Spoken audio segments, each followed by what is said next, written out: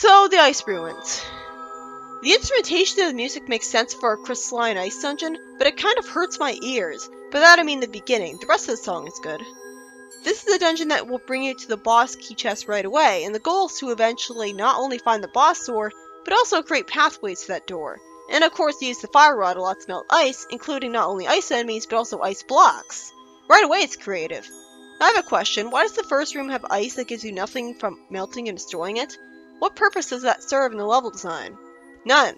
It just wasted my time right from the start. Also there's icy floor, but it looks less like ice and more like floor that's a different color. So it feels more arbitrary to have ice physics. The dungeon combines the already slippery controls of the circle pad with ice physics. This'll be fun. You start out pulling a tongue statue to make platforms start rising to various floors, letting you progress. Certainly a newer use of the tongue statue. It takes me down to the boss key and then back up to some rooms with various stuff to melt with ice, including ice bubbles, which arbitrarily don't get hurt by the fire you sent at them, and instead just go hopping in skull form. I could understand that with a tornado rod since wind doesn't hurt you directly, but fire should be hurting them all by itself. I had to melt an ice thing to get a key, but the problem is that again there's all sorts of ice that contribute nothing to the level design, just waste my time melting it. It doesn't even give me hearts. I could have just had one ice to melt. Not to mention, how am I supposed to know which ice I have to melt first? The first time I had to attack an ice statue from the wall, I got hurt even though I clearly pressed the button for the fire rod, and learned that Link takes longer to throw fire from it in this game. That's the price to pay for having more frames for better graphics. Everything is slower. Not worth it. Right away, I learned about another way Link to the Past is better. In Link to the Past, the hookshot is your secret weapon in the Ice Palace, one-shotting tons of enemies, including those annoying penguins I hate so damn much. But in this game, the hookshot merely stuns them, while leaving all the other penguins to attack you while the stunned penguins will eventually recover. And of course, the penguins take forever to kill. I like that I get to light some torches with a fire rod, doing more with it in this dungeon than just attacking ice enemies. But I misaimed the fire twice because the circle pad controls suck. These torches cause a key to appear on a ledge on the wall that isn't narrow enough for me to get it with the tornado rod, requiring me to fuse with a higher wall to get to it. I went outside and wanted the refreshing if nonsensical since it's underground, outside in the snow sections of the underground ice ruins, and was immediately frozen after attacking one of the annoying hard hat beetles from the Tower of Here that shouldn't fucking be in the ice dungeon, and getting knocked into the snowballs sent at me by the stationary statue that are supposed to only shoot fireballs. Already this isn't going well. Why have either of these here? Especially when there's both at the same time, it just overwhelms you. The snowball statues are just obnoxious distractions, and it's annoying getting knocked back by the beetles when I attack them. Especially with cheap enemy placement where doing so sends me into the snowballs. And why would a snowball freeze Link as a whole anyways? I'm sure it's a magic spell, but it comes off as very arbitrary. At least in Twilight Princess, it made sense that Link got frozen by ice breath, and I immediately got frozen again after getting the compass because the snowball spear was placed too close to the compass chest in a bottomless pit, leaving me no route to avoid it. Oh wonderful, I have to walk along narrow pathways over a bottomless pit, probably a lot in this dungeon, with slippery controls that aren't designed for it. At least they aren't frozen, but this isn't fun when I can barely walk in a straight line. Not to mention they have cheapness in the form of putting hard hat beetles that knock you around when you attack them on those very narrow pathways, just begging for you to get knocked to your death. Getting the key from fusing with the wall and going from outside to inside was fun, but not for the rest of the dungeon. After I knocked the beetle to the pit with the hookshot, and I dashed to the locked door from impatience, glad that I hit it instead of dashing to a bottomless pit I couldn't have possibly seen coming up. I attacked some ice bridge ropes from a higher elevation, and defeated them in 2 hits with the fire rod. I have a question, why did it take 2 hits with fire to kill ice enemies? This is very jarring considering how many enemies got one-shotted by the fire rod Link to the Past. It's supposed to be their weakness, guys. I pulled a tongue statue and brought down a platform from the floor to progress downwards. Again, this game has tons of creative ways, like, this is way more creative to go down a floor than just walking down a staircase. Some more ice that serves no purpose in level design, with only one of it revealing a floor switch to open a door forwards. At least the ice looks varied. There's some ice sticking out of the wall as a stalactite or whatever, but it's all the same. I then fell down some more to a moving platform that interestingly spins around as it moves horizontally, thus creating a challenge where I have to wait a little longer to progress on it, and I liked throwing a bomb into the center of force to spawn a money chest from it. Fuck having to wait for the platform to come back though. It was hard to focus on throwing that bomb from it when it was spinning. Why the hell do those giant ice platforms have to move so slow? It's so fucking boring waiting to get to the torch to get to a rising platform. And the camera angle didn't do enough to show me that I couldn't get that chest because it was higher up than I thought, so I wasted time waiting on the platform again, multiple times, and since the cheap keys kept attacking me out of nowhere from them and make me slide off them to my death, because the ice physics made the knockback from attacks a lot worse. This feels a lot worse than Link to the Past, where the knockback was just normal. Why do they have to spawn you at the narrow pathway to the chest that misleadingly doesn't let you go to it when you get knocked into a pit? Why can't I just be spawned back at the entrance of the room to get to the rising platform faster? And did I mention that there's a lot of walking along narrow pathways but bottomless pits? Because there is. And it's even worse when it's above lower levels instead, because then you could land on lower level floor and have to do a bunch of backtracking back to where you were. So far this dungeon has nothing but terrible flaws. At first I fell to my death here because I thought I could land in the chest below, but actually I had to wait until a moving platform showed up to bring me to it. One of the moving platforms that move without you, meaning that I didn't see them when I went to where they should be and assumed I'd hit a dead end. Why are you spawned in front of the purple rupee chest when you fell into a pit, instead of being returned to the place you fell onto the chest from? I fell into that pit partly by accident because the narrow pathway around it is too narrow. Did they have any idea how awkward and unfun and nerve-wracking it was constantly inching along these narrow pathways? The Ice Palace never did this. Hell, this dungeon is making the Ice Palace look like a masterpiece. At least it was satisfying melting some giant ice blocks below me from a higher, sadly blocked off area, and throwing a bomb down onto a crystal switch, which creates a rising block, but I was disappointed that the area I was in was separated from that room. It forced me to backtrack. And I fell to my death at one point during the backtracking from the final platform because the narrow pathways are too narrow for the controls. This isn't even me dealing with ice floors. The ice floors are nothing compared to these. What kind of an ice dungeon is it where the biggest threat isn't slipperiness from the ice, but slipperiness from everywhere else in the game? Oh! This rising platform led me to another cheaply designed area, because it was a small, cramped space of snow that therefore doesn't give you enough space to avoid the snowballs being sent at you, freezing you solid.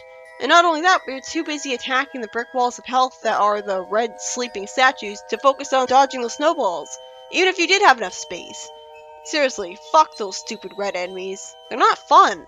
At least I'm not forced to use the bow on them to hurt them like Link to the Past. But they don't belong in the ice ruins to begin with. They have nothing to do with ice. They're just a tedious brick wall of health that takes too long to kill. Which is especially sloppy design considering you're in an area where you're compelled to rush. Wanna know how bad this dungeon is? I have less than 3 hearts left right now. I barely ever get that little health left in Link to the Past anymore, because that game rewards me good at it. At least they slow down the your health is low beeping when you have more health. I pulled a tongue statue to get to a big chest, giving me, much to my surprise, an upgrade to my regenerated meter that makes it visibly larger. First of all, why wasn't it this way to begin with? Second, the upgrade is so small of an upgrade that I stopped noticing the difference in size almost immediately. And in fact, it must have been too small of a difference since I didn't notice that you start out the game with a smaller meter than normal, and instead completely forgot you could even upgrade it at all. So they should have had your magic cost reduced by half like in Link to the Past, or made the meter a lot bigger, like taking up half the screen like they did in Wind Waker. So that makes me think, well, then it'd block off even more of your view of the left side of the screen. And that's why I think the meter should just be horizontal like in the other Zelda games, since it functions differently from the magic meter anyways. It isn't even the right color. It's purple instead of green. So what's the point of making it vertical for a homage to a meter it works nothing like? And I just noticed, why is the heart meter on the bottom of the screen anyways? Shouldn't it be on the top? And same goes for the indicator of how many keys you have in your big key. It should never be on the bottom. Getting that chest forced me to backtrack until I got to the door to the right of it, which is annoying. Especially since that rising platform near it moves without Link on it. Fundamentally bad design since it forces the player to stay still waiting for it. Now I'm on the second floor, south of a locked door I still can't open. After some consideration, I went to the northern room, fell down to a lower level, pulled the tongue switch to move a platform down, showing me the ice bubble again, and this time I actually got to go to it, after dying to it from contact damage on ice floor. Good news, I had one fairy. Bad news, they failed to learn their lesson from their mistake in Minish Cap, because the almost worthless fairy only healed me up to 4 hearts. That is disgusting! In Link to the Past, they healed 7 hearts. 7 being a nice number because it's the number of mysticism and they're fairies. You'd think this game would want to pay homage to that because it's all about Link to the Past, but instead it reminds us that Nintendo has no idea what made Link to the Past good in the first place. Even in Zelda 1, right from the very beginning, fairies healed you better than that. Because they're, you know, fairies. And in Zelda 2, they restored all of your health. So it's not progress making the fairies steadily more useless and forcing you to use up a potion right after getting healed by them. It's a downgrade, steadily bringing fairies further away from how they're supposed to be. Suddenly, when I tried to exit through the left door, I got ambushed by a bunch of penguins. You know what really makes them unfun? They don't get knocked back from the Fire Rod's attacks like they should. You know, like they did in Link to the Past.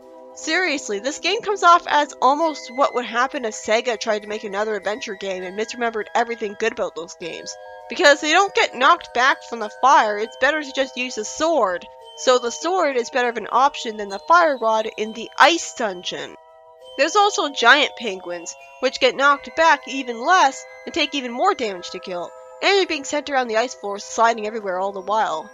The only thing that can make this room worse is bottomless pits. Speaking of sliding everywhere, I went to the green warp I summoned by total accident because the ice floor controls suck. At least that gave me an excuse to warp out of the dungeon to get myself fully healed and get more potions. And as I asked Irene to warp me, the game actually lampshades how much I'm getting tired of it. By the way, I kept misremembering Irene's name as Iris until recently because Iris is just such a more memorable name. I think it reminded how shitty the monster spoils for potions system is in this fucking game, because I was denied a blue potion because I was 3 blue tails short.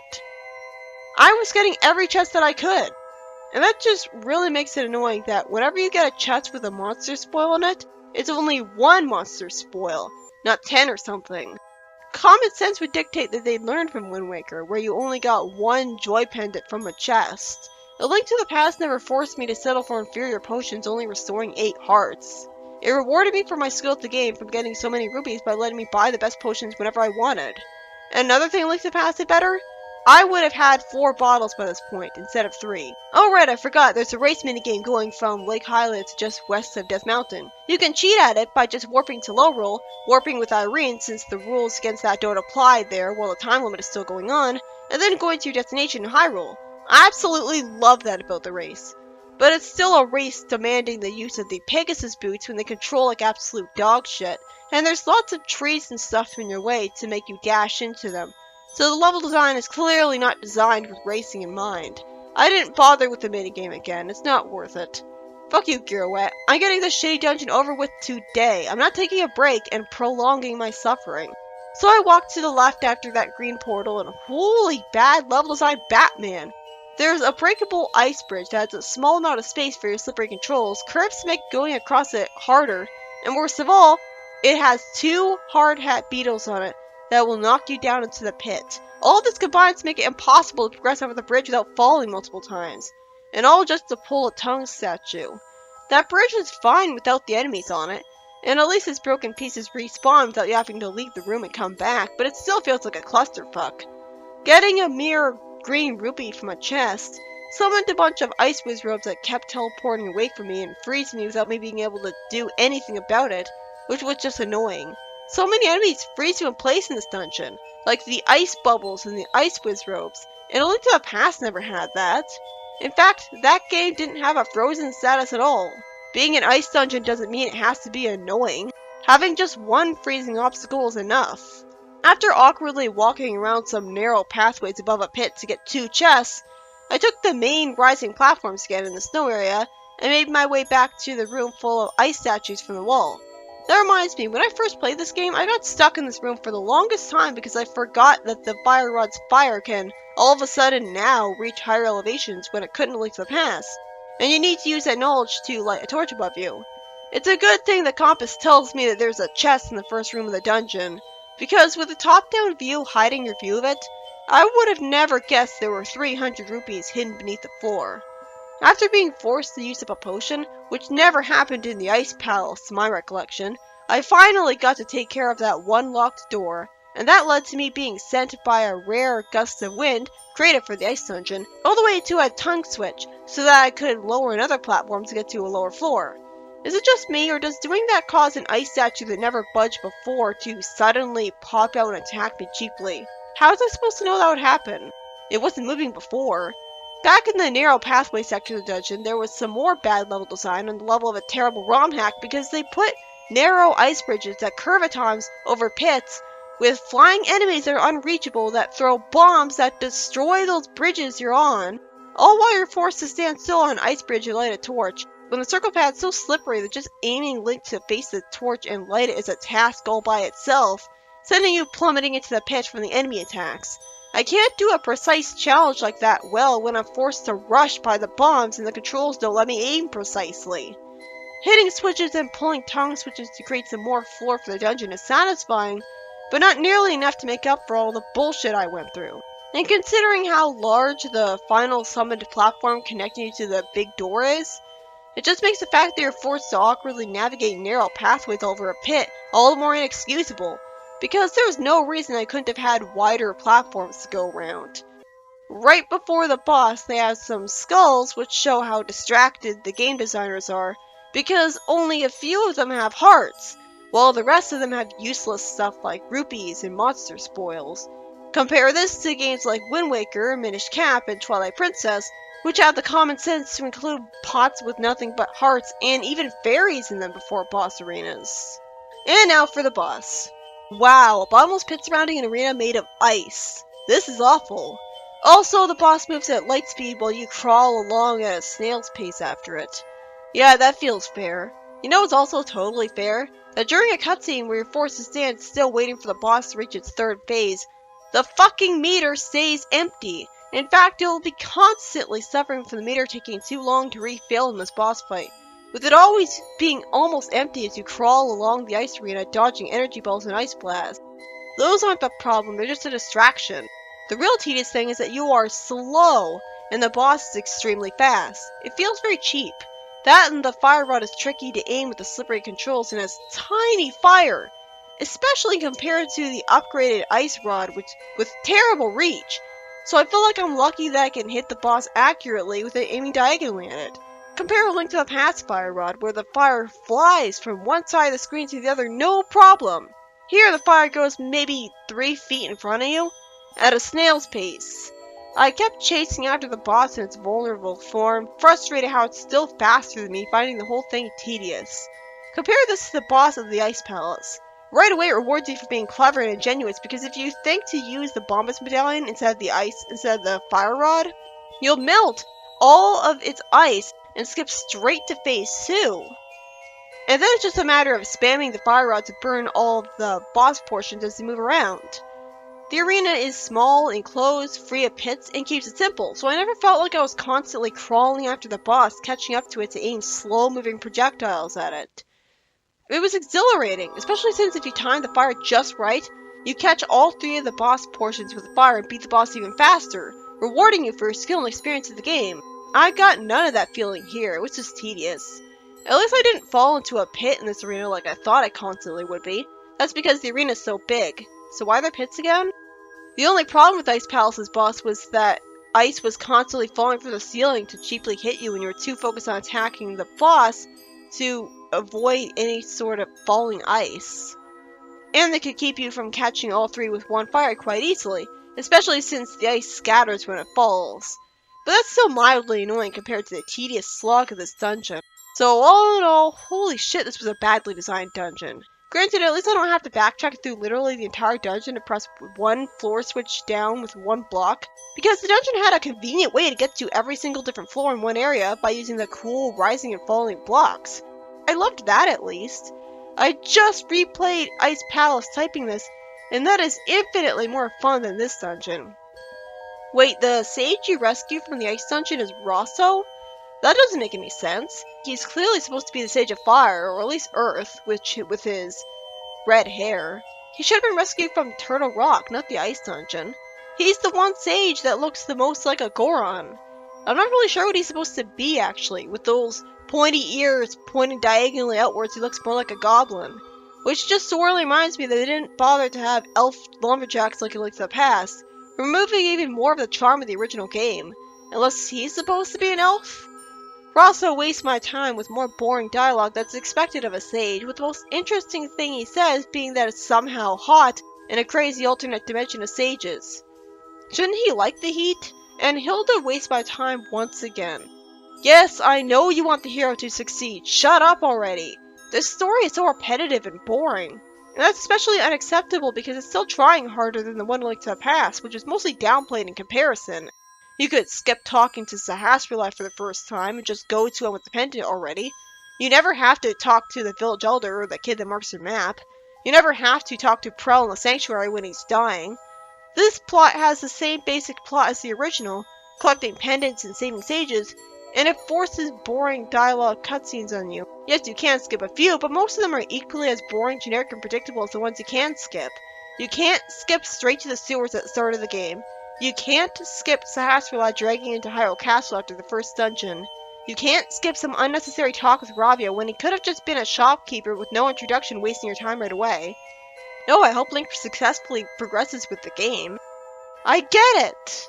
At least the Crystal Maidens provided you with backstory on a past where Ganon got sealed away and he ult through the Dark World and there were these sages and knights. Here all the sages just say variations of the same thing with no real personalities at all. Just unique designs to distract you from how bland they really are. The only worthwhile parts of the story are Yuga, because at least he's unique, if totally annoying and nonsensical and hideous. And I like the final cutscene for that twist ending and boss fight, at least.